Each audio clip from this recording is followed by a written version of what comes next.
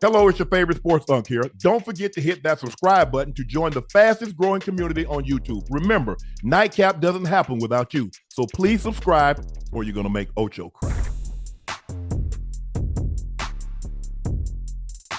According to Diana Rossini, the Bengals have been actively engaged in trade discussions surrounding Trey Hendrickson for weeks. According to teams, they've reached out to Cincinnati only seeking draft capital in return. They're also targeting defensive players in a potential deal. Last season, Hendrickson ranked first in sack, first in pressure, sixth in pressure rates, third in havoc plays, second in tackle for losses. The last two seasons off the field, Hendricks, a defense. With him off the field, Ocho, you're 32nd in pressure rate, 32nd in success rate, 32nd in passer rating. When he's on the field, you're top 12 in pressure rates, top 12 in success rate, top 12 in passer rating. I don't understand this. This is what I don't understand. You knew you weren't going to play him. They knew that, Ocho. But what they thought, he was going to do what he did last year. Oh, he'll come in. He told you he wasn't. Just like Chase said, if y'all pull that bull jive y'all did last year, I'm not coming in. He said he wasn't coming. Y'all knew y'all wouldn't. I don't understand it, Ocho. Why would you not move him before the draft and get somebody? Get a draft pick. Listen, I have no idea. I thought maybe, I'm thinking maybe Mike Brown, Katie, Troy, Duke, understanding that Trey Hendrickson loves not just the team, but loves the game of football, and maybe he would fold at some point and come back.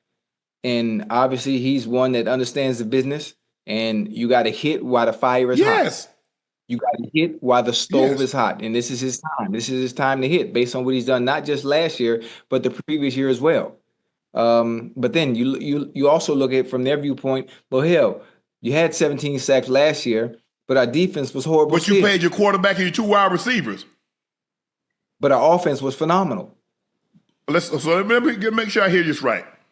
This is what Trey Ringo said. He said, let's recap. The Bengals have a generational Hall of Fame quarterback.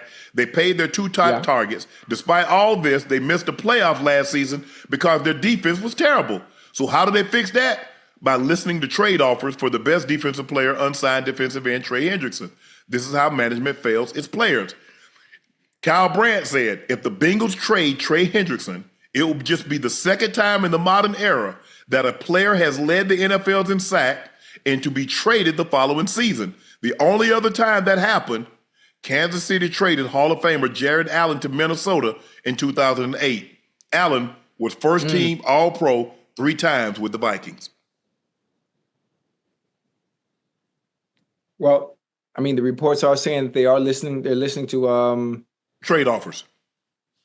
Yeah, they listen to trade offers. Ocho, but you knew you weren't going to pay him. He had done made it abundantly clear. You got, so whatever y'all worked behind things, he's like, okay, he came back. Okay, maybe if I get close there, they see me there, hey, we can engage again. They were unwilling. He's not going to take what you're going to offer him. 17 and a half sacks in back-to-back years. There are not very many guys that's played since the sack became an official stat in 1982. Has put together 17 and a half sacks in back-to-back seasons. He's done that. I just don't know how you think you got Ocho. If you couldn't stop anybody with him, who the hell you stopping without him? We saw last year, Chase had the Triple Crown. Burrow led the league in passing yards and passing touchdowns. And you missed the playoffs because your defense was atrocious. And what do? Clearly, the guy that's leap years ahead of everybody on your defense, it's not even close. And remember, Ocho, you released Pratt, your linebacker. Yeah. He wanted the deal as well. Pratt went to the Raiders. Go ahead, Ocho. You got to say. Oh, yeah. Okay, chat. I mean, listen.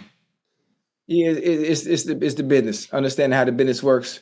I think the Bengals see it as we were very bad defensively last year with you. Why are we? You just got worse. This much money. Yeah, I mean, listen. I mean, you never know. Shamar Stewart. What will Shamar Stewart be for us this year? He's a rookie. I'm not saying we're counting on a rookie to come in, but how many rookies have ever had 17 sacks in a season? I'm not saying he's gonna get 17, huh? I'm just saying the way the business works, paying you top dollar, and you're bringing a rookie that's on what? Who know a minimal salary, and can come in and contribute. He might not get 17 sacks, but will do maybe not a good job at Trey Hendrickson, but be efficient. The most sacks ever by a rookie is Javon Curse in 1999. He had 14 and a half. Woo. And listen, no disrespect. I'm not going to be disrespectful. No, he ain't. I don't know if he's Freak. We'll have to see. But Freak was special. I played against Freak. Oh yeah, he was the real deal. He was the real deal. I'm excited though. I'm excited. I mean, listen, I don't know what's going to happen. I don't think whatever does happen, our identity in Cincinnati, our identity is our offense. And I said it, and I say it again. I don't know what we're going to do defensively, but we have to improve from last year. We don't need you to be the best defense in the world. We don't need to be you to be the best. I just need you to be. Wait, let me finish. I just need you to be somewhere in the middle of the pack, 15, 16. Be able to make stops when it matters most. I don't need you to be number one. I don't need you to be number two. I don't need you to be 3, 4, or 5. I just need you to meet us halfway. Meet the offense halfway. 15, 16, 17, somewhere around there, we're going to be all right. If you had a Pat Surtain, if you had a Stingley, if you had a Sauce Gardner, you had a Ramsey, if you had one of those top guys, I could say, okay, Ocho, you can hold up a little longer, get a guy but y'all don't have that. Y'all best defensive player, hands down, and it wasn't even close, is Trey Hendrickson. Mm-hmm. Ocho, you guys score 38 and lose 41-38. Ocho, you guys score 35 and lose 38-35. Because you couldn't get off the field. Yeah. With that being said, I don't know how you're going to improve. I don't know if you've made that big of an improvement defensively, even with Stewart. He will have to be Curse, Micah, Aaron Donald, LT. Yeah. You're going to have those kind of seasons, Ocho. Yeah, I don't know. You listen, you've been around the game for a long time. We've seen situations like this occur on many other teams. They don't feel he's worth the price tag that he's asking for. They've already paid T, they've already played Chase, they played Joe. I mean, this is just he's the odd man out. Yeah. He's the odd man out, and now they're listening to trade offers. But let's just maybe if you trade him. Well, you can't trade him for Micah because you can't pay Micah. I'm trying to say who you going to trade. Who can you trade him for? Because if you trade him just for a draft pick, you don't get nothing to help you this year, and you need help this year. Whoa. Go ahead. Time out. Rewind that right back. Now you just got me excited. I don't know how much money is left over. None. I don't know any way they can manipulate the cap. You can't. And make it happen. Is there any way, any scenario, that we can get Michael Parsons? You're going to have 3 guys making over $40 million on your roster? Hey, I like the way that sounds. You won't even pay Trey Hendrickson. You won't even pay Trey Hendrickson $30 million, but you're going to give Michael Parsons $44 million? Can I ask you a question? How old is Trey Hendrickson? Ask Ash, how old is Trey? 32? 30. How old is Michael Parsons? 25. He came out early, so he might be 26. 26. Now ask me that question again. Would they pay him 43? No. They wouldn't. They wouldn't. They would. Yeah, I can ask right now. I can call personnel right now. First of all, they're not paying a $55 million quarterback, a $45 million defensive player, a $41 million wide receiver, and a $30 million wide receiver. They're not having that. They're not paying that. Hold on. Ocho, y'all just started spending money 2 years ago with Burrow. Think about all the great players that you guys have had that have left. Right. I'm gonna call somebody upstairs. It's hypothetical. I'm gonna see what they say.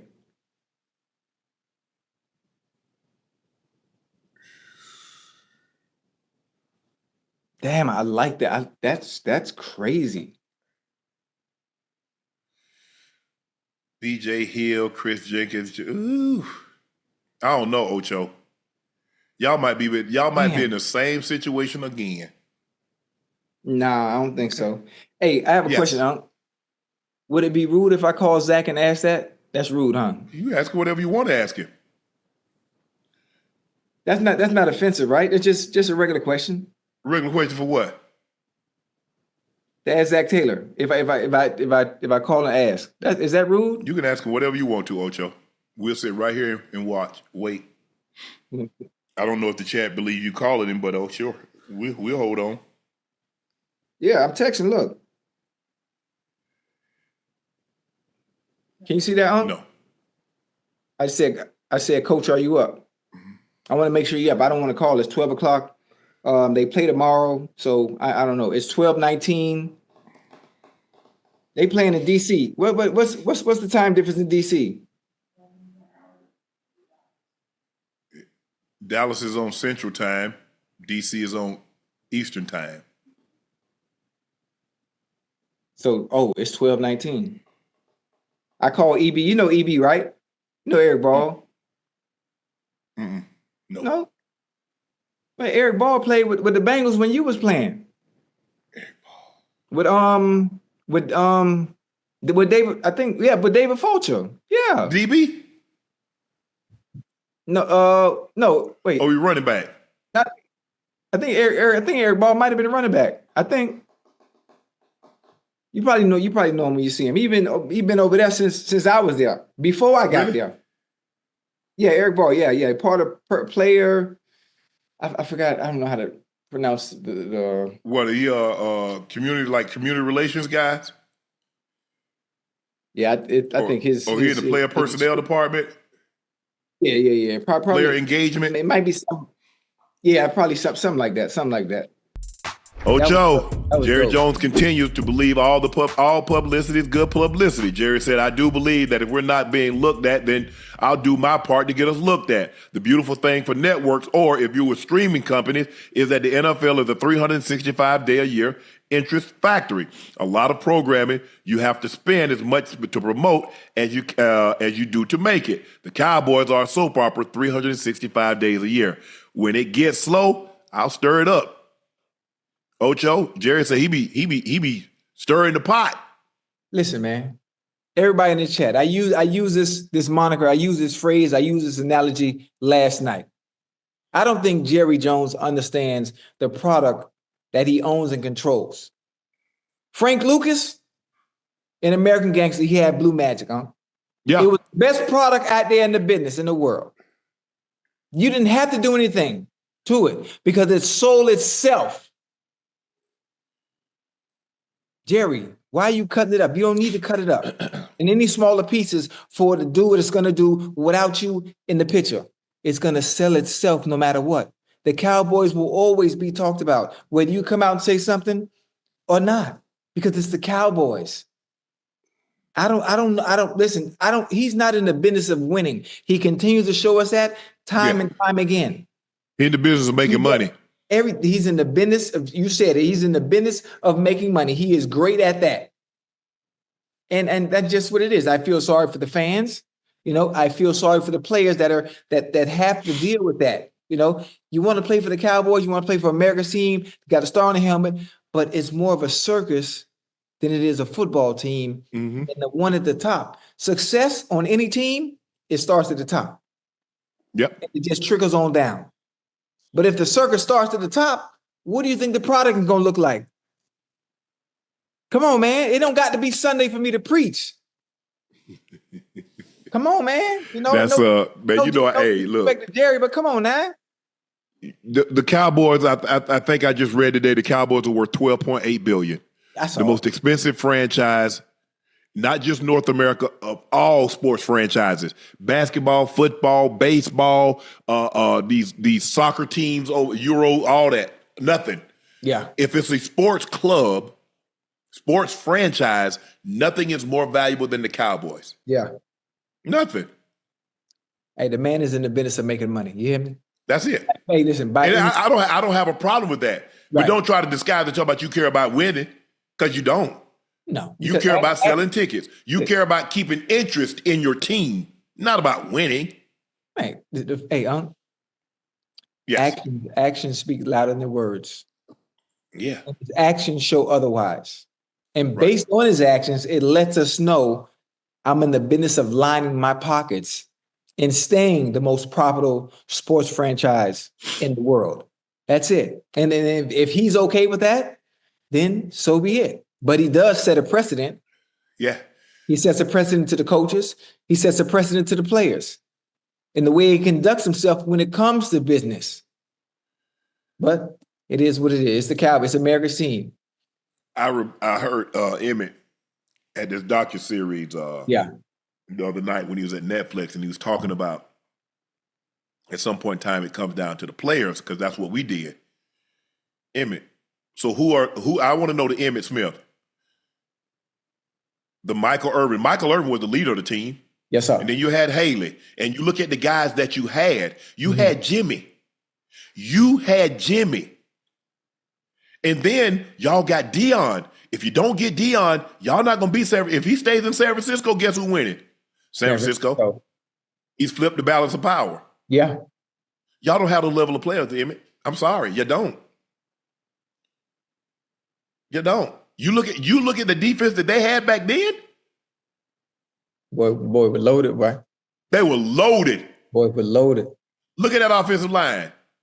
They had Big Easy. They had Larry Allen. They had Nate Newton. I think they still had Step. I think Tuanay was still there. Mm-hmm. Man, stop.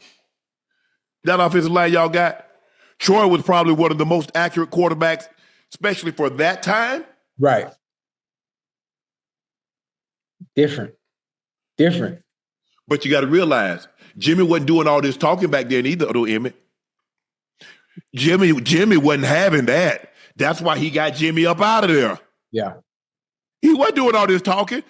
I don't know about you, Ocho, but I was in the league. Mm-hmm. I was in the league. Yeah. And I know it wasn't no 24-hour news cycle, but in press conference, they didn't have no mic. They had no mics in front of Jimmy. I mean, in front of Jerry. The mics were in front of Jimmy, and it drove Jerry crazy. Damn. That's crazy. But I agree with you. The Cowboys brand is so strong. You ain't got to say nothing. Nothing. We're going to talk about it regardless. Yeah. Outlets, analysts, pundits, podcasts, people on the street, people in the barbershop. I don't remember. I don't remember you. Hey, you ever hear Mr. Kraft talk prior to the Super Bowl? I hear him talking the AFC Championship game when he get the trophy, or that when he getting the trophy. So he normally getting trophies when he talking. Yeah. Jerry talking to hear himself talk. Like, man, forgot what my voice hurt. Like, I ain't been on no platform and got no trophy in a long time. So you heard what Denzel Washington said. With that, opinionaires? Yeah, I'm talking about the other. He's talking about Jerry. He said Jerry about making money. That's it. I believe you can do two things. That I don't believe they have to be mutually exclusive. I believe you can make money and still win.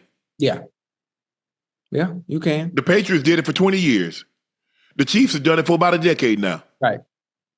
But then, his retort to what you just said would be, well, they made money. They won Super Bowls, but I'm still the most profitable franchise. Yeah. And that's what I'd much rather be number one in that area if I can't be number one on the field. Well, the Cowboys are America's team when they didn't have Jerry Jones. So what is he talking about? Hey. He didn't name them America's team. They had the stadium with the hole in the top so God could watch his team. He didn't do none of that. Right. So this notion that he created this, he didn't. All the teams have exponentially increased. I mean, you could, for what 1 year's salary of what a quarterback make, you could be able to buy a franchise. Go back and look at some of these franchises, what they paid for. Right. Now that was a boatload of money back then in the early 70s, and that was a boatload of money. But I'm just saying, and today, they've 10x, 15, 20x their money. Oh, yeah. So Jerry probably even 50x'd his money. But with that being said, I don't believe that you have to do all that. Jerry wasn't like this. Like I said, Al Davis was his mentor. That's who taught him. He's Al Davis. Al Davis has always been a maverick, always did things his way. Yeah. He's like, I'm moving. I'm going to L.A. No, you got to get vote. I ain't got to get nothing. It's my team. I bought it. I'm moving. And he sued the league to move. And he sued. I'm going back to Oakland. No, you're not. I'm going. Bye. I'm suing. Mm-hmm. And that's how Jerry is. Jerry's like, nah, I'm not going to be a part. I'm going to be a part of the collective bargaining when it comes to, I'm going to be a part of the revenue sharing when it comes to TV. After that, I'm on my own. Right. I'm going to do my own independent deals. He has a deal with Pepsi. He has his own deals. He has his own merchandising deal. He's like, no, I'll do that revenue share when it comes to TV. Right. But other than that, because I can do a better job than you. Got no problem with that. But it's unfortunate. At the end of the day, bro, right now all we doing is talking. Yeah. You ain't collecting no trophies. The Second U.S. Court of Appeals in Manhattan ruled that the NFL can be put on trial over civil claims that Brian Flores and other black coaches face discrimination. Okay. In February of 2022, Flores sued the NFL and several teams saying the league was rife with racism, particularly in its hiring and promotion of black coaches. Right. Other coaches later joined the lawsuit as plaintiffs. Ocho, I don't know how close you follow this, but I've always felt the way the NFL did business with this discipline was unfair. Yes, and guys, if you've heard me from CBS, I was on there a decade. I was with Fox for 7 years, and I like to use this analogy. Yeah. Ocho, if I got a speeding ticket, I shouldn't have to go appeal it to the chief of police because it was his department that gave me the ticket. Come on now. I've always thought it was unfair. The NFL hands down this punishment, and if I want to go appeal it, guess who I'll appeal it to? Right. The commissioner. Yes, sir. Or someone he appointed. How is that fair? It should be an independent body. That's why they have a court system. That's why they have the police. They're two separate but equal entities. Yes, sir. So I've always felt this was a very, very unfair practice. They've always been able to hide behind Article 46. Yes, sir. But you gave commission, and he's everything. He's everything. He's the jury. He's the judge. He's everything. That is so unfair. Yes, sir. Even if you have these broad latitudes of power, I've always felt the commissioner should get out of the punishment business. Let someone else handle that. Let it be an independent body. The NFL and the NFLPA should have an independent body. Right. Because everybody feels they're going to get an unfair hearing. Right. If I'm appealing to the head of the entity that handed down the punishment. But this is the thing, Unc. Let's understand the ecosystem and the power and the powers that be when it comes to the NFL. Let's say if it does go to an independent body, do you understand? Even with it being an independent body, a separate entity away from the NFL, do you know who still controls the power? Do you know how they're going to be swayed still, where justice is still not going to be due, even though it's a different entity? Do you understand that? Understanding the power structure that you're going up against, the chances of winning are slim to none, whether it comes from the commissioner himself or whether it's a different governing body. I do believe I have a better. Let me ask you a question. If I get a speeding ticket, do you think I got a better chance of going to the court or going to the chief of police and having him hear it? Because think about what happens when police officers do something wrong. Right. It's few and far between. Right. That their own department, IA, Internal Affairs, or the governing body that represents the police, the union, disciplines them. Yes, you're right. You're right. There's a greater chance that the court, and now look, the court system has said, hey, that imminent. Hey, Hey, any threat, be it real or perceived. Let that sink in, Ocho. Yeah. Real or perceived. Yes. Woo. Hey, you have to understand, and you know well, for those that don't understand, maybe on the outside looking in, even with this ruling, now being able to be or go to court. Oh, they're gonna appeal it now. Even if they appeal it, you understand the animal and the power structure Of course. that you're going up against. The machine. I have a question, Unc. Yes. In the history of law in general, how many times have the people, even those that have been discriminated against, even those who serve right and deserve justice, how many times has the machine lost, Unc? It doesn't happen often, but you can't get deterred. Right. Just imagine if Dr. King would have gotten deterred, or all those people that marched in the 50s and the 60s had gotten deterred. Rosa Parks, if she had said, you know what, ain't nothing gonna change, so let me just go ahead and give my seat up. Boy. You know what? I'm glad you just said that, right? I'm glad you just said that. So everything we've been through in the 50s, right?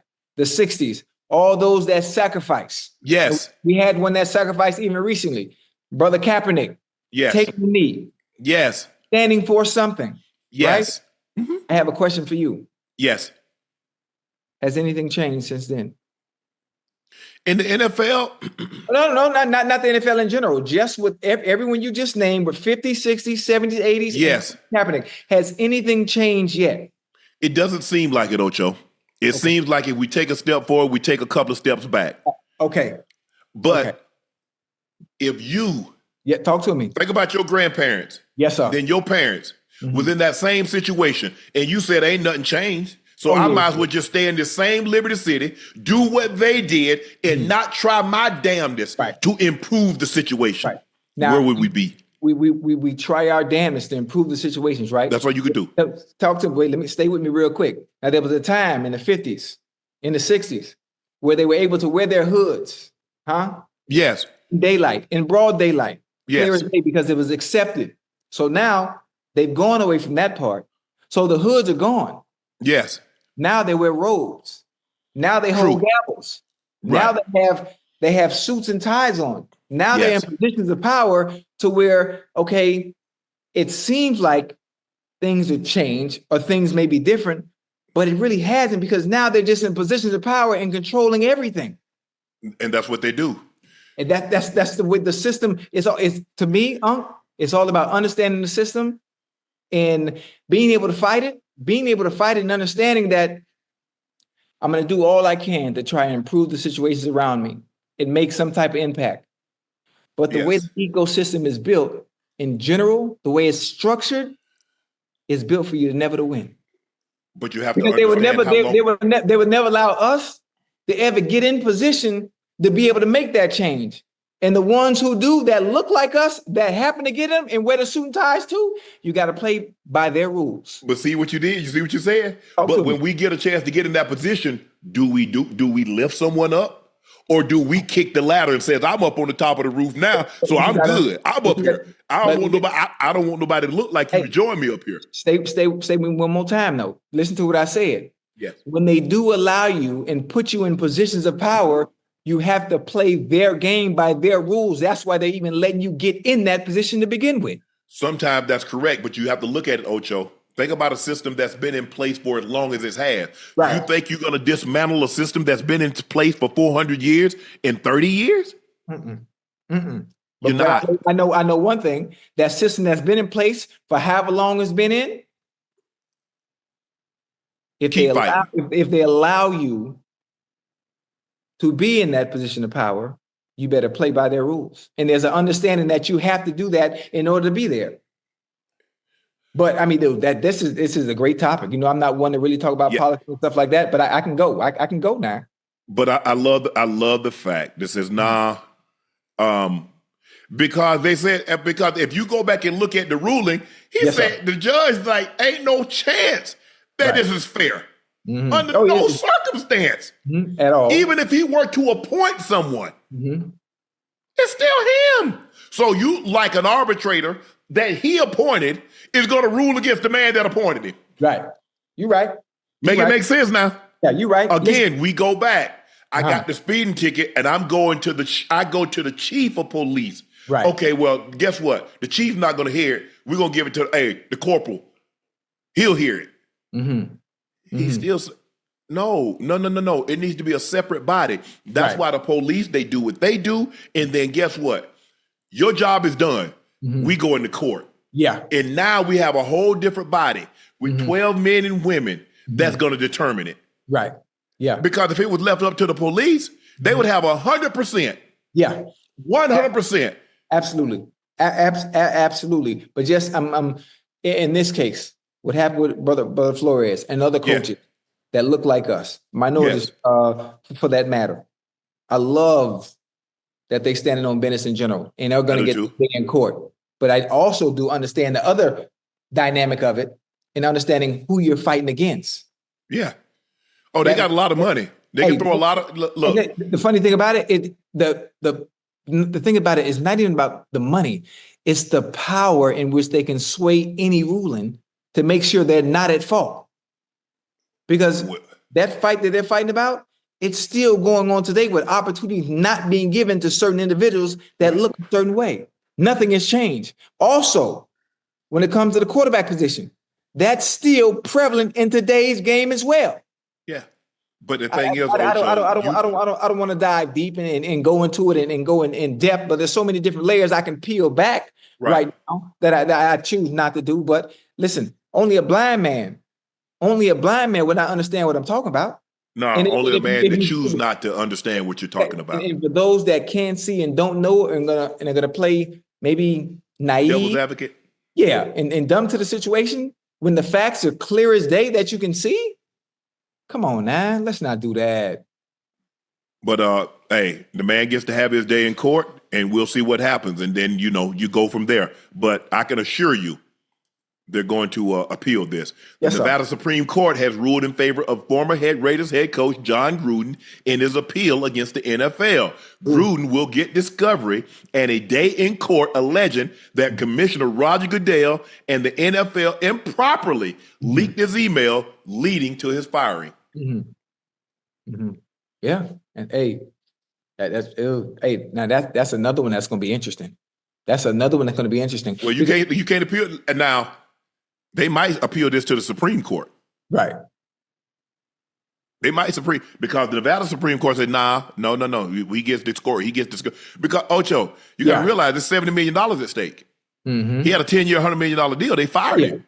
Oh, yeah. Well, that's guaranteed, though. You know, when coaches they didn't pay him because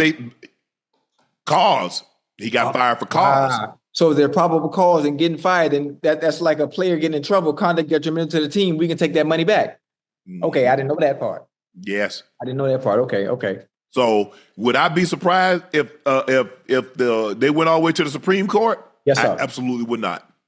The NFL doesn't like to take L's, right? Because remember, you take one, then everybody else feel like, hey, we got him vulnerable, we got him weak, we can jump on. All it takes, look how big the giraffe is. All it takes is for one lion to weigh him down, and then here come the rest. Everybody else. Yes, that's how they get unless they catch it napping. Every once in a while, they'll catch one napping. You don't let it get too late in the day. Yeah. And he's still rested, and they catch him. But for the most part, one of those big males will jump on his back. Yeah, it's a wrap. That's 400 pounds. Yeah. And he's like, hey, he can't support that. And here he comes. Yeah. But look, the NFL, they made it very abundantly clear in the appellate court against Brian Flores. They're going to appeal. I can see them appealing this all the way to the Supreme Court. He's still the defensive coordinator in Minnesota. Right? Okay, yeah, he absolutely is. Ocho. Cam Heyward is open to sitting out regular season games in search of a raise. Cam Heyward, who is the 22nd highest paid DT, said he's looking to be valued. It's hard for me after the year I had to really justify playing at that number I'm playing at. Heyward said the team asked him to take a pay cut last summer. They ironed out a rework deal instead that runs through 2026. Heyward responded by bouncing back from an injury-marred 2023 season to finish with 8 sacks, 71 tackles, 11 pass defense as the Steelers went 10-7 and reached the playoffs for the 4th time in 5 years. Right. Hey, listen, Cam Heyward said, I can't play at $15 million. Now, those that are on the outside watching, fans, NFL fans, the first thing they're going to say, oh, my goodness, you can't play on $15 million. They don't see it from that perspective of actually being an athlete, being an all-pro player, and being a D tackle that I'm not sure when it comes to D tackles where he's ranked when it comes to tackles in the NFL right now, as far as where he should be slated at. Dexter Lawrence, one of the betters. The Ed Olivers, one of the betters. Aaron He's Donald's different no because he's a 5 technique. Because they're a 3-4 defense, so he's not like in your typical like a Warren Sapp. He's not like what Aaron Donald when Aaron Donald was in the 43. He's a 3-4. He's more of a JJ Watt. He's a 5 technique. Right. And so I don't want to. I'm gonna try to keep it simple. But if you notice, they got they got a nose tackle, they got 2 ends, and they got 2 linebackers. So they got 4 linebackers, a Sam and a Will, a Mike and a Plug, and they got 3 down linemen. He's what we call a 5 technique. He's a defensive end, but he's playing a 5 technique, not the 3 technique, or what we call the under tackle that Joe Green made famous, and the Warren Sapps, the Johnny Randalls, and those the Aaron Donalds, those type of guys. He's a 5 tech. And so with that being said, the Steelers say, hold on, bro. We just redid your contract last year. Yeah, but Unc, they asked him to take a pay cut. I'm assuming because of his injury, and his play might have been down. So is it warranted that he gets a raise after making all-pro? He should have just signed a 1-year deal. I agree with you, Ocho. Look, I'm just from a Steelers perspective. Okay, yes, sir. Ocho. You come in there, you're like, oh, hey, bro, I need such and such. Well, Ocho, you didn't have the best year now. Okay. So what you thinking? Well, how about this? We're gonna do this. We'll give you 29. We'll give you 29 million for the next 2 years. Okay. Well, that's the risk that you run, because what he didn't expect was for the defensive market to explode like it has. So now what looked like a really good deal is like chicken feed to him. So now you get Myles Garrett. You got his teammate making $41 million. Myles Garrett making 40.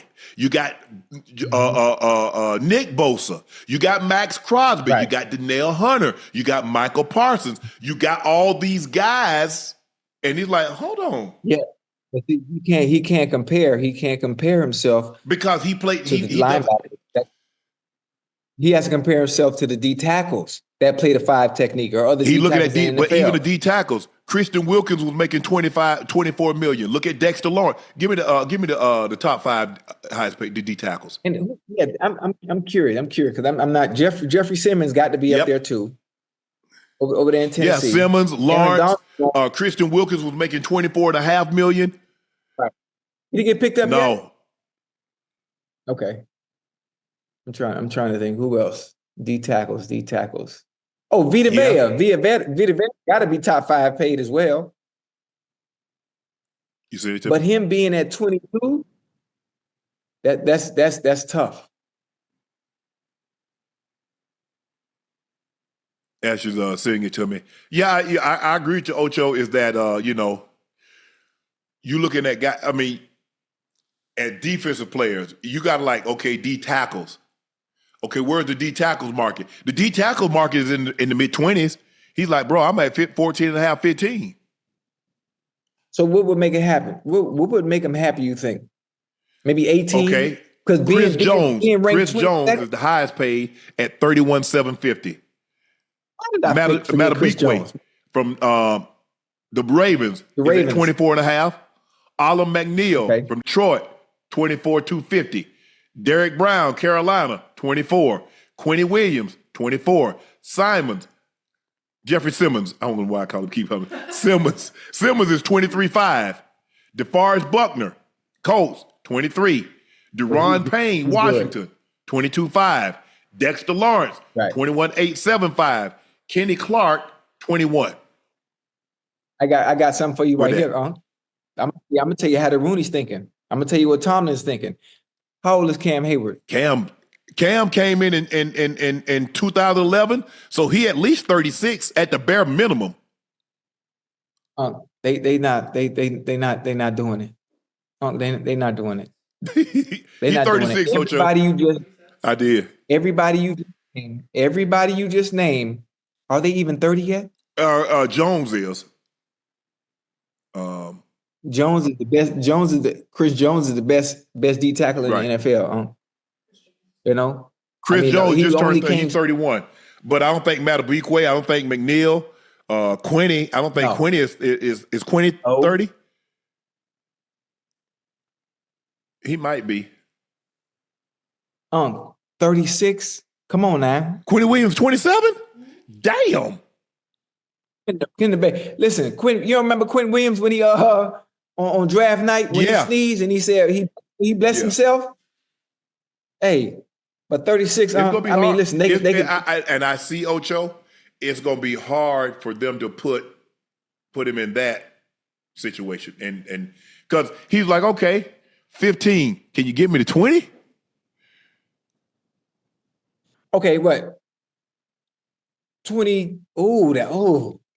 Maybe you know what we can do? We can give you something to sign a bonus. We'll take some of the money on the back end and bring it on the front end and put it into a signing bonus so it doesn't affect the cap. But guess what that does? That takes money off next year's cap. That takes money off next year's base salary. And now that 15 is 10. Yeah. Hey, I'm just trying to find a way. I know it's going to be very difficult, but knowing him and him saying he's going to stand his ground and not play, that's going to be tough because now you're going into a season where you're trying to compete in the division. You have Aaron Rodgers, and the defense is stacked with all the people that you just added.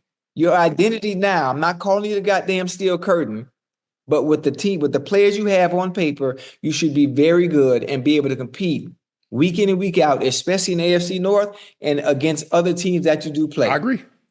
And you are an intricate part of that defense. He's the captain. Where it matters most. You're one of the captains of the defense. Damn, man, that's tough. That's tough for the Steelers. Ocho, remember the other night we talked about Dalvin Cook, and I say his value is somewhere between 11 and 13. Hey, I said 13.5. So where do you fall at? What? James Cook. Yeah. 12? 4 years, 48. Okay. I say the max they'd probably be is 4 years, 52, but I can see, 11 to 13. He's going to fall somewhere 11, 13. I say he not that 15, he ain't breaking that barrier. Right. He got 30 million guaranteed. He's going to be all right. You're going to see that 30. Every dollar. So he's going to be all right. But hey, he's like, nah, y'all not finna get me. Y'all finna give me something. I ain't finna play on this contract. Cam Ward believes he has a top 5 receiver core in the NFL right now. Ocho, do you believe that the Titans have a top 5 receiving core? Top 5. Wait Eagles. Let's go through. Yep. Eagles. Bucks. Lions. I'm throwing the Packers in there. Lions. Packers. Vikes. I said Vikings already. Didn't I? Now, when Terry McLaurin comes back, him and Debo, even though they haven't played together, we know what they can do. They've shown enough over the years. What about the Rams? I mean, with Puka Nacua and Devontae. Oh my goodness, the Rams, Puka Nacua and Devontae Adams. Obviously, we know what Devontae Adams. What about Dolphins? Do. But listen, Tyreek and Waddle. What about the Bears?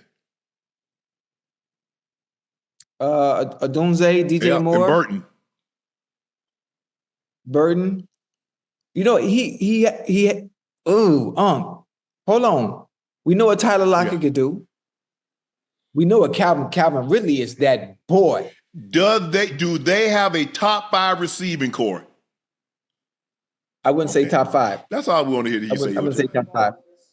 Yeah. Hey, they have a very, very good receiver in Calvin Ridley, though. PFF has them as the 3rd worst receiving core. For real? Well, look. Browns. Based on all are the worst. Then the Patriots, and then they got the Titans. I see. That's tough, boy. I just know they wasn't top 5. Yeah, you got to believe they're not top 5, but you have to say that. You're the quarterback. Oh, yeah, for sure. You have to feel that way about your squad. Sometimes you got to lie to him, Ocho. You got to lie to him. Hey, whoa! We didn't even mention CeeDee Lamb and George Pickens? Okay, man, we didn't, but you did. So there you go. You got to feel that way, though. Yeah, for sure. If you don't believe that about your team, who will? Right. Hey, who's the number 3 over there in Tennessee? Now you got me thinking. I don't know. Tyler Lockett, Calvin Ridley. Who's the number 3? Mm-hmm. Chad, who's the number 3? Somebody tell me who's the number 3 in number 3, the number 3rd wide receiver. Van Jefferson. Okay. Van solid. Van was with the Rams. Yes. And with Pittsburgh. What did he with Pittsburgh? Okay. Where was he last year?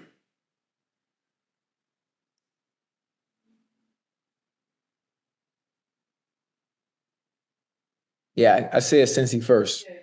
Cincy first. I thought so. He was with Pittsburgh last year, Ocho. Yeah, Cam, look, I appreciate you pumping up your squad, but y'all not top 5. I'm not even sure y'all top 10. When we really get down to and we start naming receiving cores, Ocho, I'm not sure they top 10. Hey, I know one thing. Calvin really is that boy. But it's more to make a receiving core is more than one.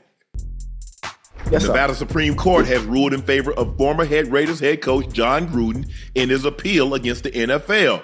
Gruden will get discovery and a day in court alleging that Commissioner Roger Goodell and the NFL improperly leaked his email leading to his firing. Mm-hmm. Mm-hmm. Yeah, and that's another one that's going to be interesting. Well, you can't appeal now. They might appeal this to the Supreme Court. Right.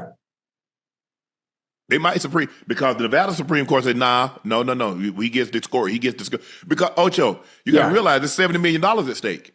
Mm-hmm. He had a 10-year, $100 million deal. They fired him. Oh, yeah. Well, that's guaranteed, though. When coaches they didn't pay him because he got fired for cause. So if they're probable cause and getting fired, then that's like a player getting in trouble, conduct detrimental to the team. We can take that money back. Mm-hmm. Okay, I didn't know that part. Yes, I didn't know that part. Okay. So would I be surprised if they went all the way to the Supreme Court? Yes, sir. I absolutely would not. The NFL doesn't like to take L's, right? Because remember, you take one, then everybody else feel like, hey, we got him vulnerable, we got him weak, we can jump on.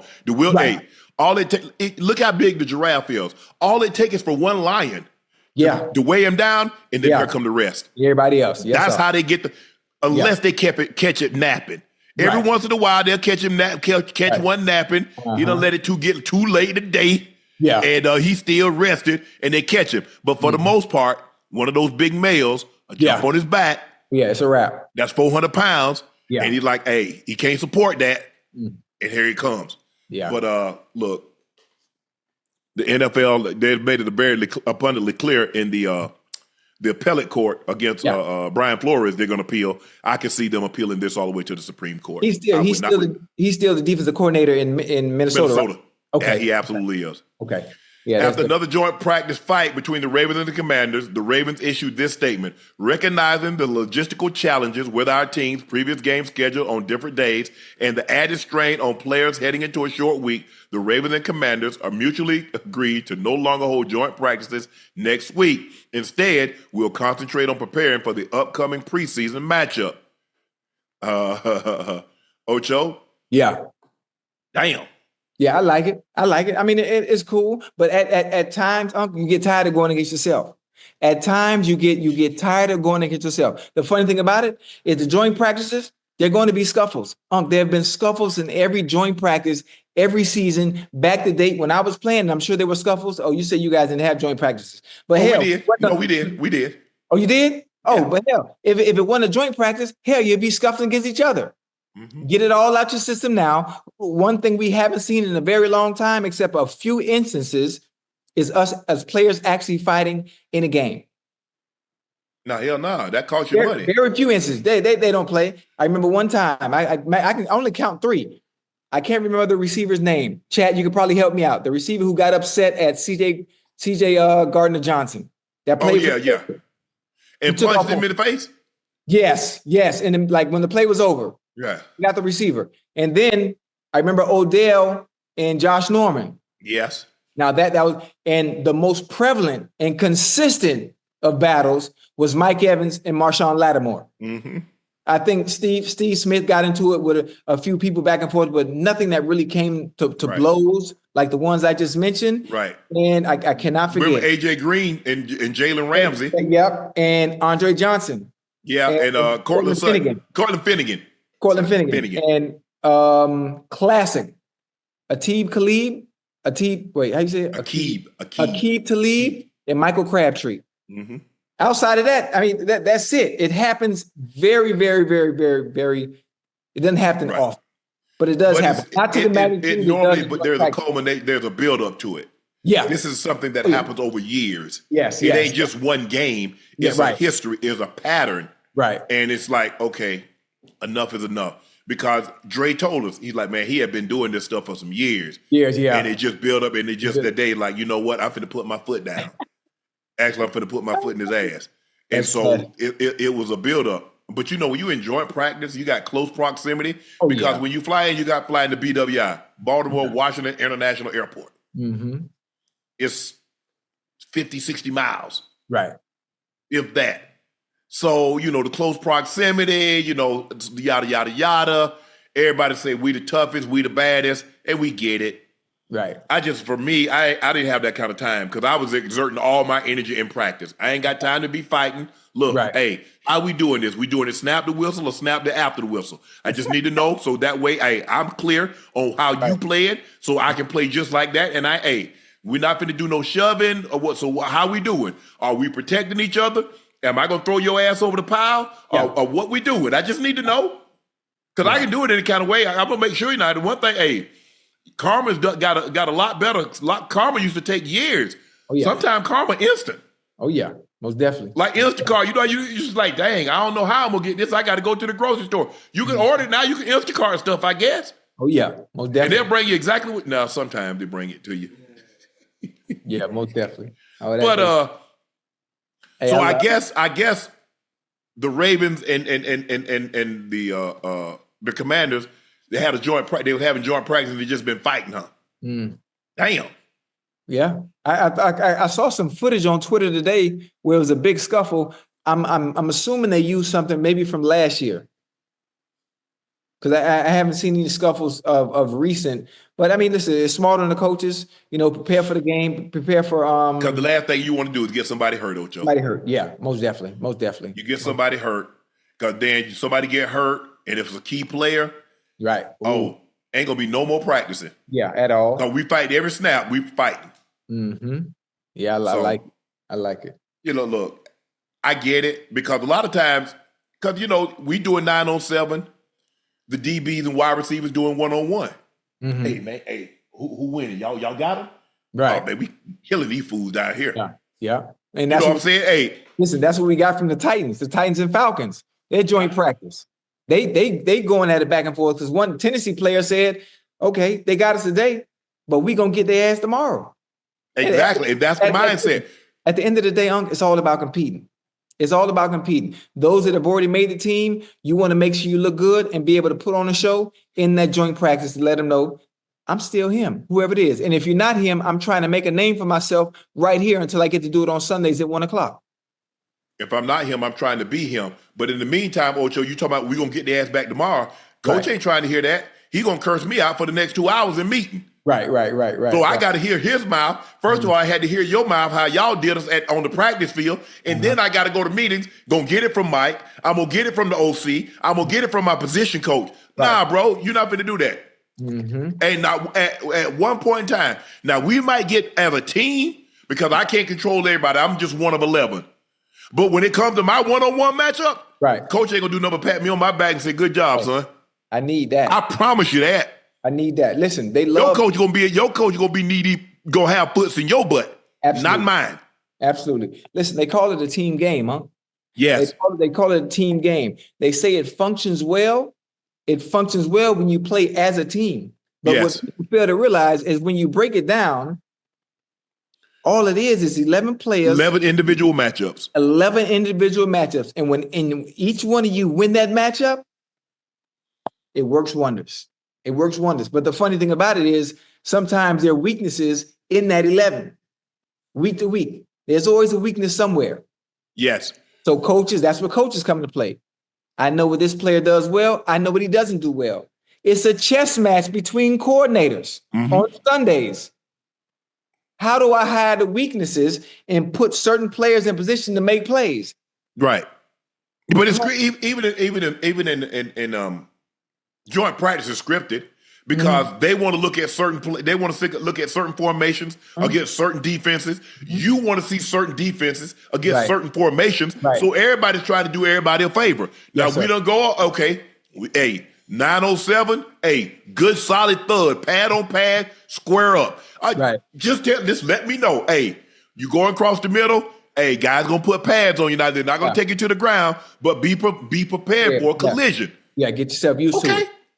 I'm cool with that. Now, if they done told us one thing and all of a sudden you want to be a hero, don't worry about it. I'll get you back. Yeah, now it changes everything. You damn right it does, because you're not finna get me. And then go over to the sideline and slap high fives. Don't worry about it. Ocho, Eagles. GM Heyward Roseman speaks on the mistake and the regret of not drafting Justin Jefferson.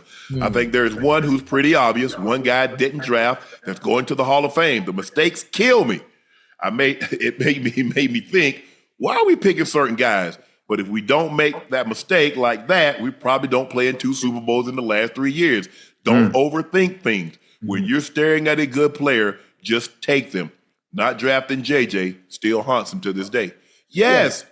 Because think about who you took. The guy that he took, I played with his father, Monte Reagor. Jalen Reagor is his son. Yes, sir. He got in awe of all the jumping high and running fast, and he overlooked the production that JJ Jetta gave him on the field. I asked Ozzie Newsome, who's one of the best GMs to do it. Drafted Jonathan. His first 2 players he ever selected was Jonathan Ogden and Ray Lewis. He selected Suggs. He selected Lamar Jackson. He selected Ed Reed. We know what he's been able to do. Yeah. And I asked him, I said, Ozzie, Suggs, Ocho, he said Suggs ran 4.85 with tights and track spikes. I said, well, why the hell you take a man that run 4.85? He said, Shannon, somebody got 23 sacks, I saw. Somebody could bend the edge. Yeah. I don't need to run 40 yards. I just need to run 10. And he can get off the ball. So I believe, he said, I'd never forget this. He said, I believe what my eyes tell me. He says, yes, when I'm watching film and a guy looks fast, he looks explosive, he looks strong. Hopefully he comes to the combine. Hopefully he tests well. But if he doesn't, I base most of what I judging on by what I see on tape. I'm gonna trust my eyes. Howie didn't trust his eyes. He got enamored by Ocho 4.3, 4 sub 4 or 4.4. He got enamored by 40+ inch vertical. He got enamored by things that doesn't necessarily equate to being a great. Because if that was the case, hell, I just go get me a track guy. Do you see when Noah Lyles is warming up? Did you see how high he jumps up in the damn air? His feet, his heels are at the height of somebody's head. So that lets you know. First of all, if a guy that fast, you know he's explosive, Ocho. Absolutely. Look at Tyreek. You say Tyreek did them backflip. You say, Unc, you got to see this joke here. Yes, you can tell he's explosive. Yes, sir. Go ahead. What you want to say? But what you think about what Howie said, admitting that he made a mistake not drafting Jetta? Well, you know, that happens. That happens. Obviously, it's the eye test when it comes to scouts, GMs, coaches, and personnel in general. Based off the eye test and not looking at numbers, you look at Justin Jefferson and you look at Jalen Reagor, and you'll pick Jalen Reagor based on what you see when it comes to the aesthetics of the position in itself. So I can understand where he calls it a mistake. Actually, it's not a mistake because let's say you did go get Jetta, you might not have the Super Bowls that you do have. You know, you might not, things would have been different. So everything went exactly how it was supposed to go, actually. But I'm upset. Well, he stumbled into it because guess what? The next year, Devontae Smith came out and he was able to trade down and get Devontae Smith. Yeah. And then a couple of years later, you trade and you get A.J. Brown. A.J. Brown. So you got your big two. Mm-hmm. It did work itself out. I was kind of upset. I really wanted brother Jalen Reagor to be great at the position because he had all the intangibles to be just that. Yes. I think one of the things with him is mentally. Mentally, I think he had lost his confidence at some point, and he just wasn't able to regain it back because he has all the potential in the world to be one of the best in the league. He just wasn't able to put it all together. Hey, Unc and Ocho, do you think they put too much emphasis on like the testing, the combine? Yeah. When it comes to football, meaning because there are some guys who will not test well when it comes to combine agility, quickness, vertical. But when you put them in between the lines, the lights come on. They just know how to play, bro. You know what I mean? That's for basketball and football. But I see that in a lot of guys this year, obviously from watching Shedeur. You know, I know we talk about him a lot, but he looks like one of those type of guys. You know what I mean? Yeah. When you get him in between the lines, he just knows how to play, bro. You know what I mean? Yeah, hell no, he probably ain't gonna test well in no combine and no 40 or no vertical leap or none of that. You know what I mean? Yeah. Yeah. I think somebody goes to the combine, they might not be. We just had Terran Armstead. Mm-hmm. He goes to the combine and run 4.6. Now people looking at him. Yeah. You get a guy goes there and they might not be hurdle. He might be a low. Go run 4.3. Yeah. Because I can teach you everything else. I can teach you to catch. I can teach you to backpedal. I can teach you to drop. I can't teach you how to run fast. Either you got that in you or you don't. But also it's a gift and a curse being able to run that goddamn fast and then believing you becoming a project coming to the NFL. Well, we can teach you all the intangibles, you know, to become a great player, whatever position you do play. Sometimes it's hard. Sometimes it's too late because if you're already in the NFL and you've been able to get by without the technique all this time. Yeah. Well, if you got the technique at the next level, you gonna get exposed anyway, no matter how goddamn fast you are. Unc, at that next level, everybody run 4.3 at the skill position, damn near. Everybody, even the people that run 4.5 or run 4.6 that play receiver or not, they know how to manipulate all those that are fast to be able to get open and create separation. Right. So speed is just a add. It's like having a car, Unc, and you're throwing rims on there. And once you put the rims on, okay, that's the speed in general. It's great to have, but you don't necessarily need it to be successful at what you do. Let me ask you a question. Know when to use it. Yeah. Have you ever heard anybody say size kill? Have you ever heard somebody say strength kills? What did they say kill, Ocho? Speed. Yeah. Speed. I can't teach you that. They say, well, he taught him. No. Mm-hmm. I can teach you technique to make you faster than what you are, but that's in you. Right. If you think somebody like got that, Usain Bolt was always fast. Yes, sir. It was always in him. Mm-hmm. He just found somebody to get it out of him. Yes, sir. So now, Ocho, you look at it, we look at guys, and they're like, man, what does everybody say? Ain't nobody saying I want to do 24 reps. Ain't nobody saying I want to do 40-inch vertical. Right. 40. Everybody say I want to run 4.3. I want to run 4.2 because that's what's going to grab the attention.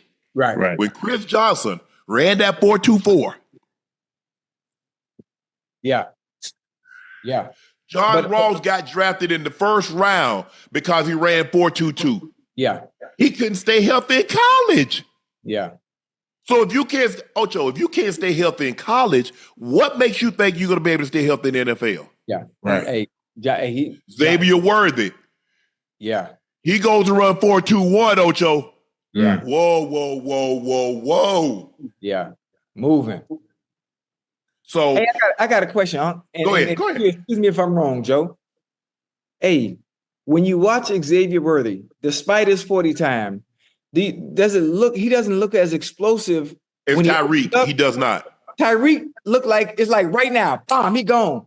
But Xavier Worthy ran a faster combine time, but he doesn't look that fast until he gets going. It's like it's field. Yeah. He's a build-up guy. Right. You know, some cars, Ocho, you just step like an electric versus gas. Right. Yeah. Like if anybody out there that have an electric car, you know, you step on it, it doesn't require that spark. Right. It's gone. Yeah. You So look at Tyreek. Tyreek looks. Okay. When you watch Tyreek run, when you watch the very first time, I say, "Damn, he looked." I say, "Maybe it's me." I say, but some people just look fast. You know what I'm saying, Ocho? We see them, and it's one thing to see a person up close and personal, but to watch somebody from the television and say, "Damn, he looked fast." Yeah, imagine in person. Tyreek looks explosive. Mm-hmm. You could tell, but you could tell the way he built. Right. Look at how compact he is. Mm-hmm. Look at the musculature. Mm-hmm. You could tell the way he walked. Oh yeah, you can look at certain guys. Oh, he could do a backflip. Yeah, he could do certain things. That's how Tyreek looks like that. Right. Xavier Worthy is fast, but you got to realize Xavier Worthy is what, 160? Tyreek like 190. Really, you think so? Tyreek? Yeah. He lost weight. Remember he said he dropped weight. Right. So he might be what, 180, 185. Yeah. So he might. Xavier Worthy like 165. Yeah. And you know who Xavier Worthy remind me of? Who that? They the same type of running style. They have the same gait too, and it look like they're not running until somebody trying to catch them or the ball is in the air. Yeah. That goddamn Ted Ginn. Yeah. Yeah. Ted. Yes. Yeah. You remind you of I don't know if you remember him, Ocho, James Jett. From the Raiders. From the Raiders. Yeah. James Jett was an alternate on the 4x1 that won the gold medal in '92 at the Olympics. That's right. Lord have mercy. Because the Raiders always been enamored with speed. Yeah. They've always had guys that can run fast. They had Willie Gault, they had Sam Grady, who won the silver medal in the Olympics, was on the 4x4 in 80 Dada. They had Swerving Mervin Fernandez. They've always had guys that could fly at that position. You remember when they drafted Darius Heyward Bay, Ocho, because he ran 4.32. Oh, yeah. Now, catching the football was a problem. Running fast was not a problem. Okay, look, because you can have all that speed, but if you don't know how to use it and get open here, it's useless. It is. Man. And that's what. And I tell people, man, you're not that fast. I say all speed do is get you to the safety faster to get knocked out. That's a good one. This 4.5, 4.6 is plenty fast enough. Yeah, it is. All you do is get to that safety, so you drop the hammer on you. But look, you're gonna make mistakes. But think about what you've done. You drafted Jalen Hurts. You drafted Jalen Carter. You drafted Jordan Davis. You drafted Cooper DeJean. You drafted Landon Dickerson. Look at the guy. You found Jordan Mailata. Look at the guy. Damn, Howard, what you want to be? Howard, a baseball player that mad that he struck out. He done got 3 home runs and a double. He struck out the last plate appearance. He like, damn, I messed up. Bro, Howie, bro, you that Devontae Smith. Look at the picks that he's gotten, Ocho, since he got that wrong. Yeah. Listen, he's playing humble. I don't think how he even understands. Listen, I'm not a part of NFL offices or management or GMs or people in positions of power. But if anything, what Howie and Jeffrey Lurie have done the past 5-6 years, they the goddamn blueprint on how to operate and build a winning team. Yeah. I mean, to me, look at the defense. Hell, look at the offense. So if I'm in the NFL and I'm an executive of some sort, hey, we need to piggyback and steal what they doing over here. It's a copycat league anyway. Absolutely. On the field, people watching film and stealing stuff that works the previous week on the opponent that you're playing. Hell, they might as well do the same thing. It's easier said than done. You don't think, hey, man, I could do that. I might as well cross over the country. But you're not Beyonce. But man, you see what you're not Michael. You're not Prince. You're not Usher. So it's easy to say this is what you should do. Right. But you're not one of them to be able to do it. It's easy to say, man, you see what Howie doing, but you ain't got Howie's eye.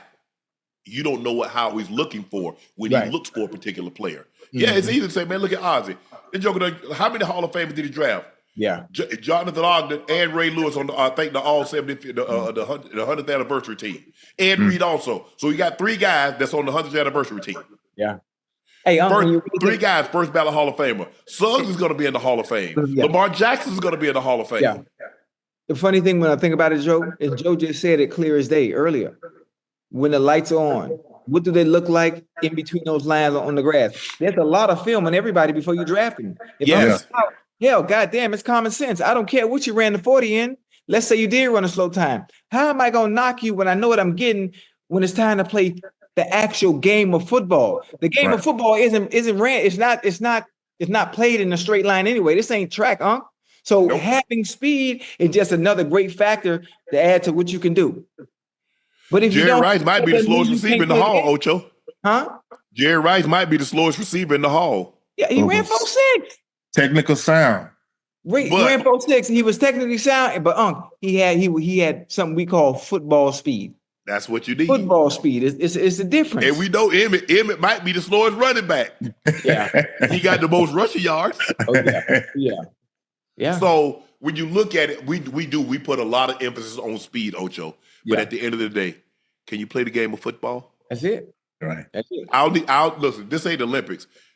We got Olympians. We're gonna let Noah Lyles, we're gonna let Kenny Bennett, we're gonna let Ryan, we're gonna let them handle that. Can you play football? Because at the end of the day, we play a game called football. And it's not in a straight line.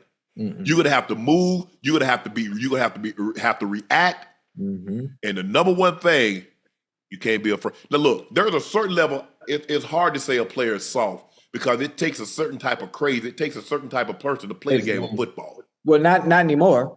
Not anymore. Now, during your era, during my era, my era, it takes a certain level of crazy. The way the game is now, where it's favored and it's handicapped the defense, man, you got players out there catching with one hand, man. That's why you see all of them go across the middle. Hey, and taking selfies. You got guys in there talking like this. Hey, boy, they the bus. Joe back in them 2000s, boy. But them early 2000s and before, going across that middle, alligator arms. Man, listen, if that man, I don't want no part of that.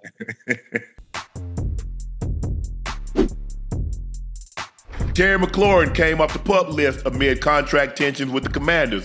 Despite the contract standoff, hold-ins, trade requests, Terry McLaurin will soon be practicing with the Commanders. The team announced today that he has been activated from the PUP list. Ocho, could Terry removal from the PUP list mean contract extension is on the way? Yeah, probably. Probably something is looming.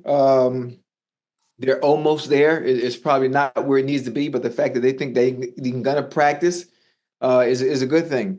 He'll be able to get 2 weeks under his belt, if I'm not mistaken. He'll be able to get 2 weeks under his belt before he's able to play. Before he's able to play in a live game, which would be September. I'm assuming September 7th maybe or 13th. What that, Ocho? Huh? What that? No, in a live game, a real game. He didn't miss the preseason. Oh yeah. I know he definitely not going to play. The last preseason game, no. Hell no.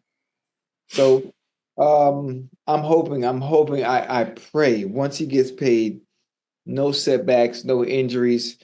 It's going to be so different. It's going to be so different. The fact that he wasn't able to go through training camp. Ocho, you took the word right out of my mouth. I'm saying to myself, and I'm thinking to myself, and I say, I know Ocho thinking this. Man, I could not imagine not playing a meaningful game in 8-9 months. And my first real game is going to be a real game. I couldn't imagine it, Ocho. I wouldn't want that. Hell no. Listen, honestly, I would tell my agent, listen, if we get this deal done, I'm finna go practice. If there's a chance that we get this deal done, I'm finna go practice because I need people pushing. I need people pulling. I need to be fighting through contact. Yes. Right, man. Forget that, man. Because I'm telling you, the body will tear up. The body will tear up trying to go from 0 to 100 without putting it through that rigmarole. That's what I'm gonna call it. You got to condition your body. Yeah. For the stresses that it's going to endure during the season. In order to run fast, you got to practice fast. You hear what she said? Hey, I wanted to be on the ground. It's hard. Mm-hmm. Would you miss that kind of time, Ocho? You're not going to miss that kind of time and just pick right up. It's just not. You sit and I agree with you. You kind of like You just hold your breath like, man, please, no soft tissue injuries. Oh. No soft tissue injuries, please. No groin, no quads, no hamstring, no calves, no adductors, none of that. Because, like you said, Ocho, you going just like that. Yeah. You've been cruising, and then all of a sudden, You step on the gas. Step on the gas, out the blue. And what normally happens? Something got to give. Yep. Man. But hopefully they can come to an agreement real soon. The Philadelphia Eagles and the Kansas City Chiefs could make NFL and Super Bowl history this upcoming season. There have only been one instance in which two franchises played each other 3 times in the Super Bowl, and that's the Dallas Cowboys, Pittsburgh Steelers, 75, 79, 95. After the Eagles face one another 2 of the 3 big games, the Chiefs are currently to have the highest odds to be a matchup for Super Bowl, 60?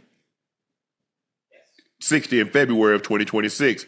This would make the franchises the second of their kind to play one another on 3 separate occasions on the biggest stage. To add, no other quarterbacks in the history, no quarterbacks have ever faced each other 3 times in the Super Bowl, something Jalen Hurts and Patrick Mahomes have a chance to do.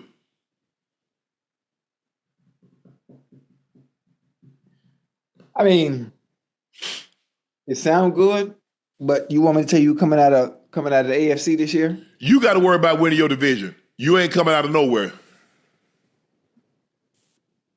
Have you noticed the Bengals have been playing in the preseason, right? Yep. Okay. All I know is when L. Jack is on the field, Cincinnati can't win. I just want to remember. When L. Jack is on the field, Cincinnati can't win.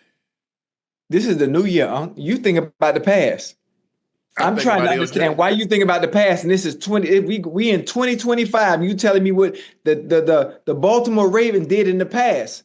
I know what's going to happen this year. Okay. The Cincinnati Bengals, for the first time in years, have let the starters play in the preseason. That's to let you know that there's going to be a difference come week 1 when the regular season starts. So what the Ravens did last year or any years before that don't mean nothing and don't matter when it comes to football season in 2025. Okay. Yeah. Y'all defense still suspect. Team record after winning the MVP. In 2016, here we go. Cam won the MVP in 2015. 2016, they were 6-10. Matt Ryan won it in 2016. They were 10-6 in 2017. Tom Brady won it in 2017. They were 11-5. Patrick Mahomes won it in 2018. They were 12-4. Lamar Jackson in 2019. They were 11-5. Rodgers won it back-to-back years. In 2020, they were 13-4. And in 2021, they were 8-9. Mahomes won it again in 2022. 11-6. Lamar Jackson, 2023, they were 12-5. Josh Allen, 2024, will remain to be seen what their record will be. Right. Zach Wilson put together a solid start in Dolphins' second preseason game. He completed 15 of 23 passes, 151 yards, and a touchdown. He missed a couple of would-be touchdowns, a pass to D. Eskridge. That was underthrown. Rookie Quinn Ewers improved on his debut, completing 11 of 16 with a pair of touchdowns to fellow rookie Theo Weiss Jr. Hey, who did you say had a great debut? What's the name again? The first name you said. Zach Wilson completed 15 of 23. Yeah, 151. Zach Wilson. That's my dog. That's my dog. Okay. You do realize if he plays for the Dolphins, y'all are not going to the playoffs, right? We're gonna be straight. We'll be there. But again, Zach Wilson looked good today. He did. Quinn Ewers, based on how he looked last week. He looked better this week. Yes, he did. Absolutely. That's what you want to see. You want to see improvement. Exactly. So I like it. I think Dolphins. They coming out the AFC East. What you think about that? I think you drinking hunch punch. If you think they beating Buffalo, that's what I think about that. I think you own something. Hey, your face, boy, that was funny. That's what I think. I think you own something. Hold on. So you're not. Whoa. Wait a minute. I don't like. I don't like the way you sound. Whereas if you're trying to say the Dolphins don't have any chance in the AFC East, They got a chance. Look, you play football. Anything can happen. You ain't gonna put no money that the Dolphins gonna be the AFC East representative, gonna win that division.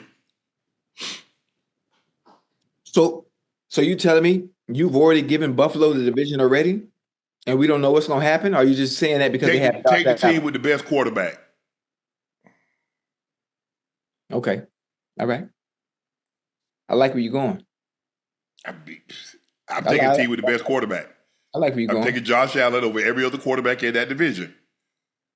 Tua. Over Drake. You taking Josh Allen over Drake May? Yeah. You sure? Yeah. Okay. I just want to see what you're gonna say. Okay. Sure am. Okay. So when Drake May and goddamn Stephon Diggs look like Dan Marino and Mark Duper and Clayton, then what you gonna say? They still got to do something with Josh Allen. Okay.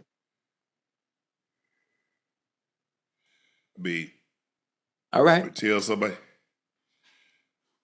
Josh Allen is him.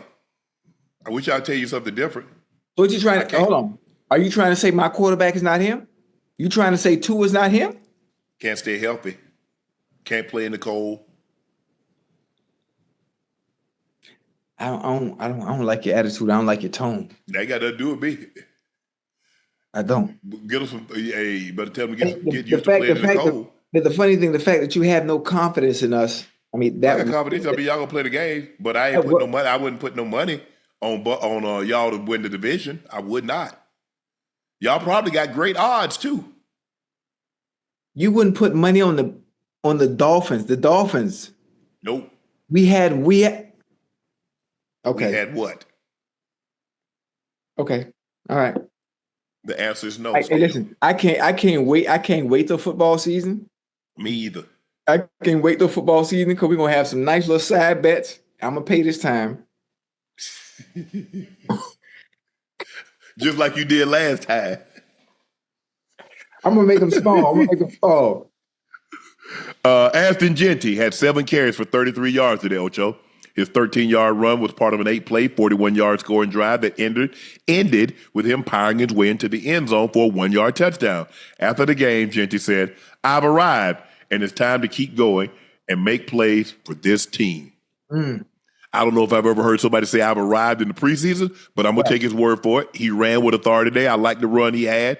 Punished the defender, lowered his shoulder. He run with power. I mean, he's not an overly big guy. I mean, what's he, 5'8", 5'9", but he's powerfully built. You look at the way he's built from waist down, you can tell he's a power runner. Mm-hmm.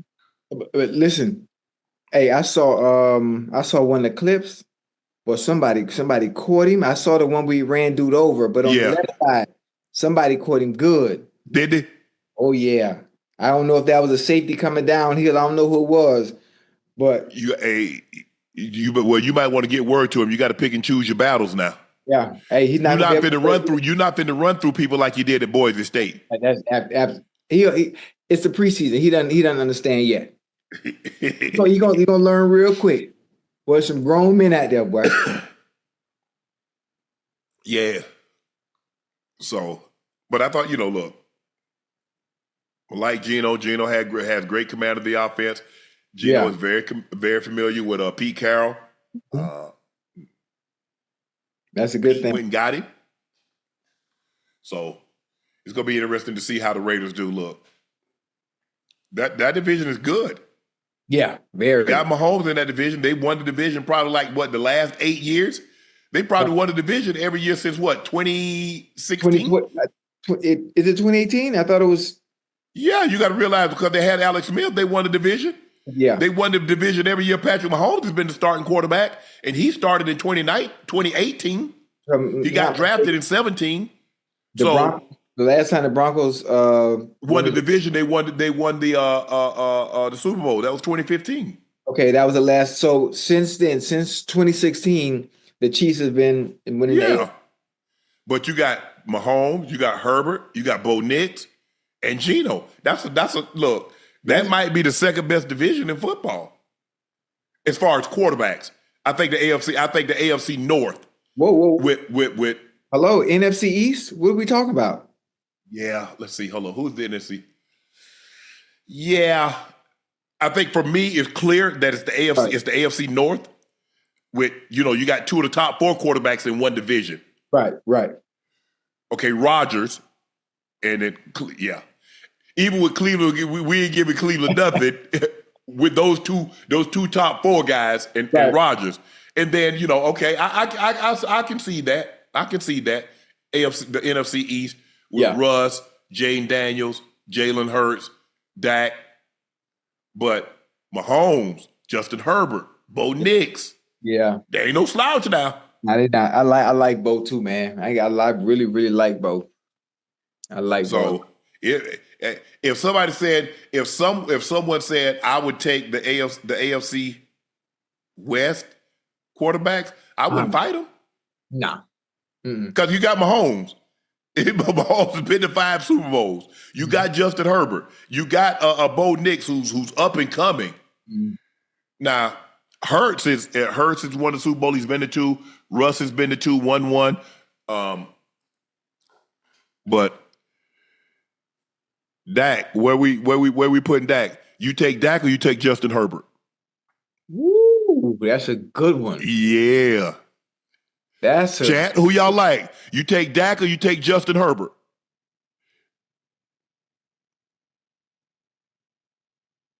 Hey, I mean, half the chat gonna say Justin Herbert because they just don't like the damn Cowboys. No, I think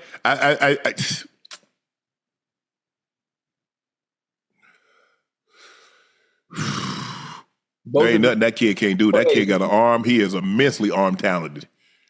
Yeah. He's more athletic than you think. And he can flat out throw it. Ocho, we got great news. Auburn will retire Cam Newton's number 2. Cam became the first SEC player to record a 2,000-yard passing season, a 1,000-yard rushing season. He had 2,854 yards, 1,473 yards rushing. He accounted for 51 touchdowns, 30 passing, 20 rushing, 1 receiving, while helping Auburn go 14-0 and winning the national championship against Oregon. Cam swept the major college football awards. 2000, he won the Maxwell, Walter Camp, the Manning, the Davey O'Brien, AP Player of the Year, as well as the Heisman Trophy. Ocho, I just got a simple question. Talk to me. Why won't Carolina show that man the love that Auburn is showing him? I'm not sure, huh? I'm not sure. He said, remember I think we did a topic, was it last year, that he took his son and there were no pictures of him on the wall at the facility? Oh, that's right. He did say that. I don't know, huh? I don't know. That's something we would have to probably ask him. That internally, I'm not sure how things. No, you can't ask Cam because Cam don't know why. We need to ask the organization. Yeah. Tepper. Yeah. Ain't no telling how things ended with Cam. Even though we came back, it's no telling. You'll never know. Especially for a quarterback of that magnitude that did the things that he did for the Carolina Panthers. Yeah. Took him to the Super Bowl, won an MVP, Rookie of the Year. Yeah. Pro Bowler, All Pro. But that's amazing. Congratulations, Cam. Cam. Very deserving. I can make a case that's the greatest college season for a quarterback. I know Joe numbers. Right. But Joe ain't putting up those numbers with the receivers that Cam had. He ain't doing that. And I don't know. I think he had one. I don't think he had an offensive lineman. I mean, did anybody play more than a year in the NFL on Cam's team? On the offense? Because I know he had a defensive lineman that went I think top 10 to the Lions. Mm-hmm. But if you look at his offensive weapons and what he was able to do. Yeah. Well, Cam was a real deal back then. Man, Cam was crazy with it. Mm-hmm. I mean, off the chain. Yeah. I don't know if we'll never see. Lamar had an unbelievable season. I mean, the year he won the Heisman. Yeah. Well, actually, the year that he finished, the next year he was even better than the year that he won the Heisman. If you go back and look at it, yeah, because he threw for like 3,500 yards and had 1,500 yards rushing. That's crazy. But congratulations, Cam. University of Auburn, no one else will be able to wear the number 2. Ocho, DraftKings built the NFL team of the best nicknames of all time. Who should be added? Okay, you got the Honey Badger, Tyrann Mathieu. You got Ted Hendricks, who was the Mad Stork. Sean Merriman, Lights Out.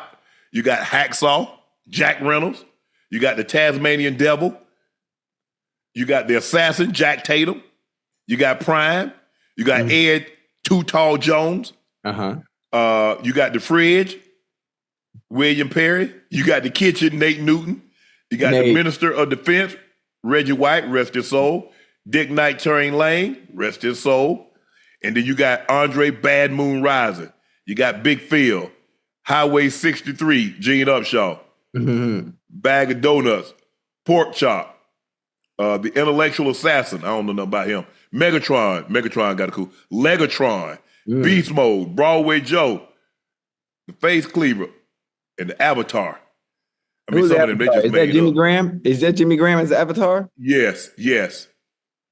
I mean, listen, all of these NFL nicknames are good.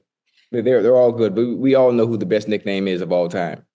They ain't got you up there, Ocho. Oh, that's defense. I guess we got to ask them. No, they got offense. They got offense. So Andre Rising. Listen, Bad Moon. Yeah, they had nicknames, but I really embodied what it meant to have a nickname by actually changing my name and reinventing myself in the prime of my career. That was from a branding, marketing aspect, so which makes it obviously the greatest nickname of all time because I really bought in to the character in general, and that character in general has carried me years beyond the game of football. Hell, I ain't took a snap in goddamn 30-some years, but these are all. I mean, I like the intellectual assassin. Who is that played for the Chargers? Is that Ron Mix?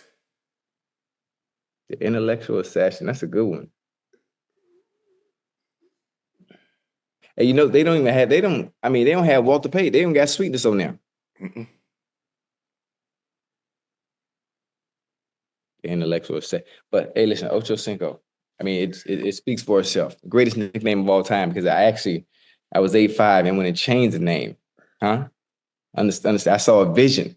Like when I do spoken word, there's a vision. There's a vision long term where if you're not in deep thought with me, you're not gonna understand it. Who's the intellectual assassin? I ain't never heard of it. I mean, Bambi. Who's Bambi? Lance Allworth. When is with the Chargers. Okay. Oh, he did. He ran like yeah. He was Jack Tatum was the assassin. Yeah. No, the intellectual assassin. The Chargers. He was the Chargers. John Jack Tatum, rest his soul. He's out of Ohio State.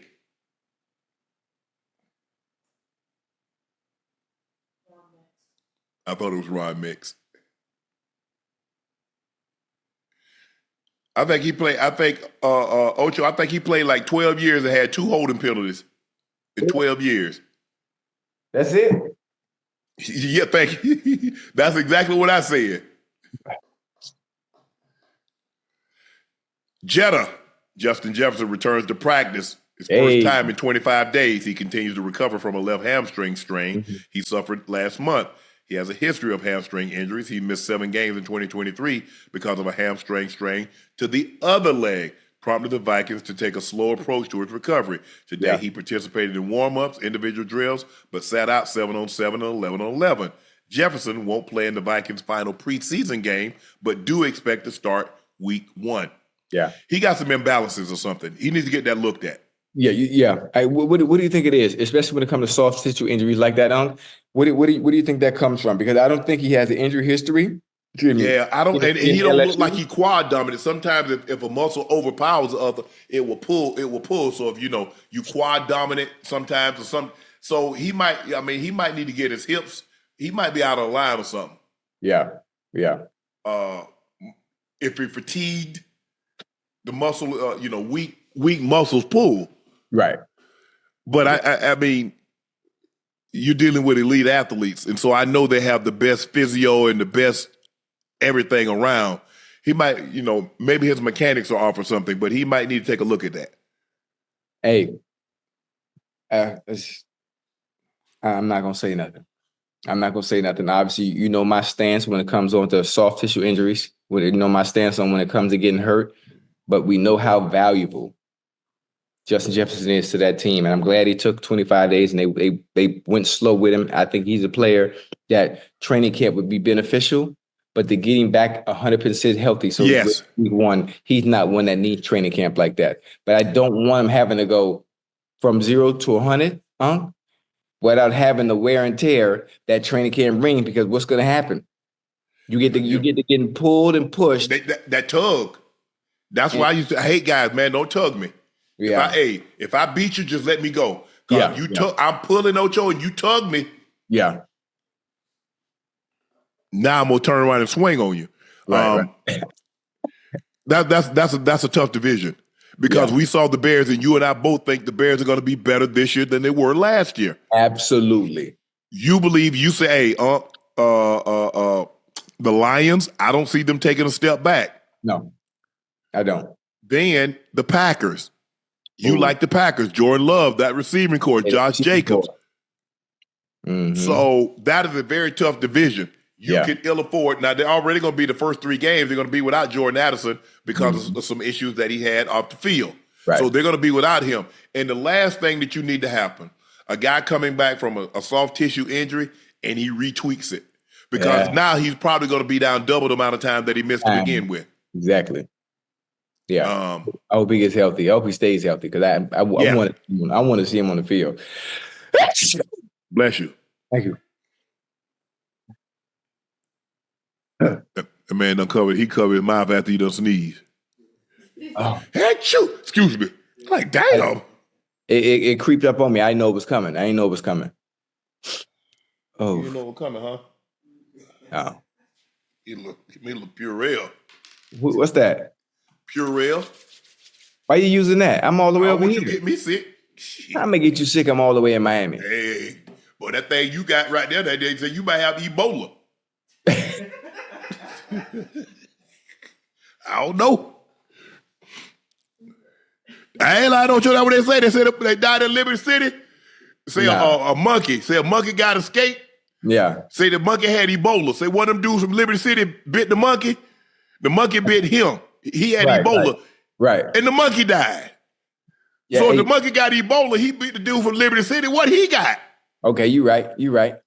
Ain't no telling. But I'm just trying to figure out how you sneeze and then cover your mouth and say, excuse me. It snuck up on me. I didn't know it was coming. Like, that's what happened, Unc. When you're really sick, it feel like I got a fever. I thought you didn't get sick. How you getting sick and you eat fast food? You ain't supposed to get sick, remember?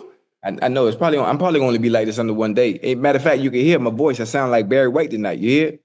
Most of the time when I talk, I got a high pitched squeaky voice, but tonight I sound like really sexy, like for radio. Nah, I'm just trying to figure out. You told me, right? Chat, y'all done heard this man say eating them Big Macs and eating all that fast food, he don't get sick. I'm just trying to figure out what's really going on. That's it. Well, technically, I'm not sick. I'm still here. This is a minor setback. Are you sick? Did you not say you were sick? You just told us when you signed on that you were sick. Yeah, I'm good. So are you or are you not sick? Yes or no? Yes, at like halfway. Because if I was sick, I wouldn't be on here. So I'm able to work. So I'm not sick. So there's a difference. So look, if you work from home, if you work from home and sick and you can't work, right, something really going on. Yeah, I understand. But some people when they get sick, even if they are home, they can't do nothing. They can't function. See, I'm fighting through it. My body, on the inside, my immune system, they in there like this. Right. And they in there going to work. So on the outside, I'm cold. But on the inside, I'm cold, but on the outside, I got the AC off and I'm sweating, but on the inside, I got chills. I mean, it's weird. So this doesn't happen to me often, at all. So I'm gonna be all right though. Man, and Ocho, you know what I hate when guys. I'm a firm believer. If you limp in the season, Ocho, you know how you coming out of it. Limping out of it, baby. You limping out of it. I hate that for Jetta. Because man, you talking about off to a historic start. Absolutely. Oh my gosh. Yeah, I think it's gonna continue though. I think it's gonna be all right. It's gonna continue. I don't like I said, that's an extremely tough division. You could ill afford to have him and Addison out. Plus, you got JJ McCartney, who's in his second year, but this really is first year starting. Right. You're asking an awful lot. You're asking an awful lot of a young quarterback to go out there and to do what you need him to do. Mm-hmm. What I just wanted to say, I just hope Jetta can stay healthy for the entire season because they're gonna need him. They got no chance. Mm-hmm. They got no chance. Remember, KJ Osborne is in Washington. In Washington now, yeah. Addison's gonna miss the first 3, and then he warmed up today, but like you said, he didn't do 7-on-7, he didn't do 11-on-11, and he's not gonna play in the final preseason game, which is Friday or Saturday. Right. So, boy, and just to turn and then in 10 days, just go. Yeah. I'm hoping he's gonna be all right.